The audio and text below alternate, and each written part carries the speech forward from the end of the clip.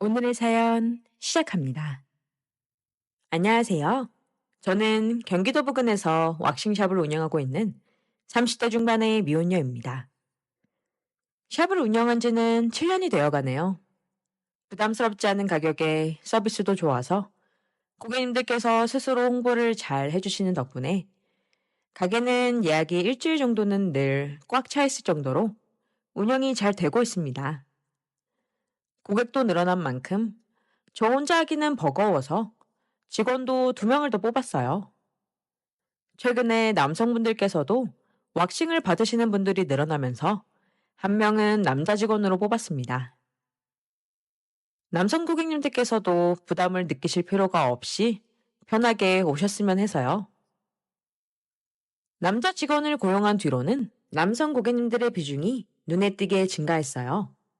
직원 말로는 오시는 남성 고객님들마다 남자가 왁싱을 해주는 곳이 별로 없어서 찾기 힘들었다며 앞으로 이곳에 자주 오게 될 것 같다고 말씀을 해주시는 분들이 많다고 하네요.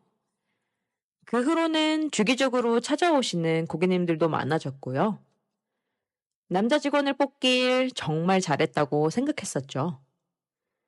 그렇게 여느 때와 마찬가지로 고객님들 예약 문의를 받으며 샵에 있었어요.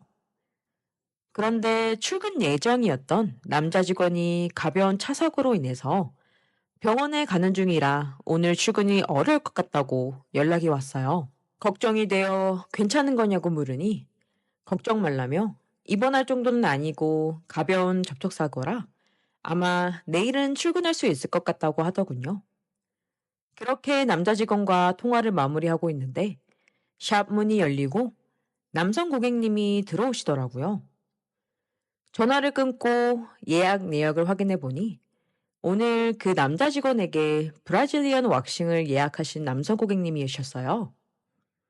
부랴부랴 고객님께 예약하신 남자 직원이 사고로 인해 일을 못 나오게 되었다고 사과를 드렸어요.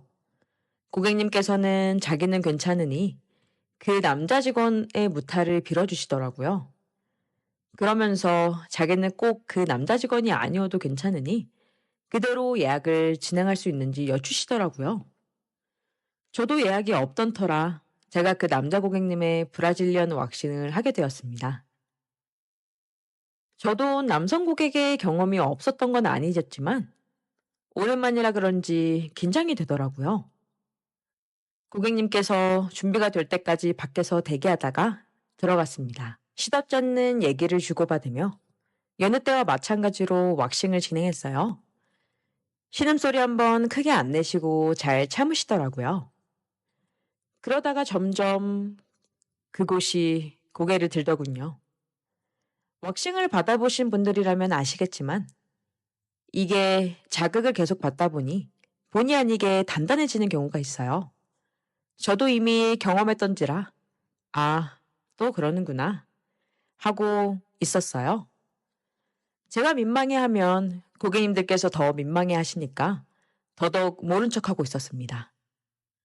근데 문제는 너무 크더라고요. 그게 문제가 될 수 있겠나 싶었지만 제가 모른 척할 수 있을 정도의 크기가 아니더군요. 저도 모르게 손을 멈추고 멍하니 쳐다봤었나 봐요. 고객님께서 헛기침을 하시는 바람에 허겁지겁 마무리를 했습니다. 그렇게 도망치듯 방을 나오고 데스크에서 고객님을 기다리자 조금 시간이 흐른 뒤에 천천히 나오시더라고요. 아마 가라앉히는데 시간이 조금 들었던 모양입니다. 그렇게 왁싱을 끝내고 남자 고객님께서는 만족스럽게 나가셨어요. 그 후 남자 직원도 건강하게 돌아오고 모든 게 다시 순조롭게 흘러가고 있었어요. 그러던 어느 날 마감을 해야 하는 직원이 몸이 좋지 않아 일찍 들어가도 되냐고 묻더군요. 저는 당연히 그 직원을 일찍 들여보내고 제가 대신 마감을 하고 있었어요. 다행히 마감 시간대에 예약이 취소가 되는 바람에 문을 일찍 닫을까 고민을 하고 있던 찰나에 샵 문이 열리는 게 아니겠어요? 깜짝 놀라며 인사를 하니 그때 그 남성 고객님이셨어요.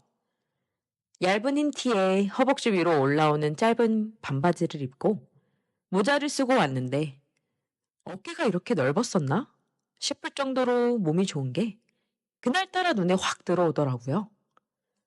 꽤나 귀여웠어요. 고객님께서는 본인의 스케줄이 확실하지 않아서 예약을 못했다가 지나가는 길에 마침 열려 있길래 들어왔다면서 혹시 예약을 하지 않고도 왁싱이 가능한지 여쭈시더라고요. 샵 닫기 전까지 아직 시간도 넉넉히 남았고 있던 예약도 취소가 되었던지라 고객님께서는 운이 참 좋으시네요. 라고 웃으면서 말하며 고객님을 방으로 안내해 드렸습니다.